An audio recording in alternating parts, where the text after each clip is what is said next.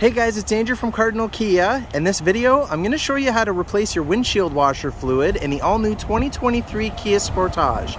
I have in front of me here an EX Premium all-wheel drive in Snow White Pearl. Let's get started. Okay, so to start us off, we are going to pop the hood. Now I apologize, this car has been driven and it does have life on it. And we're going to go ahead and pop the hoods down here to the left of the dead pedal. So now with the hood popped, and the latch is in the center, it's not a secret like some manufacturers. Go ahead and lift that. And over to the left, we do have a hood prop that I've put up there. And down in the engine bay here, to the bottom left, we have our bright blue cap, which is where our washer fluid goes. So you go ahead and give it a pop.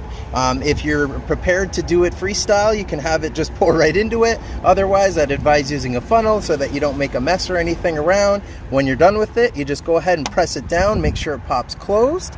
And then I'm going to go ahead and take the hood prop down. And then I like to let the weight of the hood kind of close itself just by letting it go. And then that's it. And that's how you do it, guys. Thanks for watching.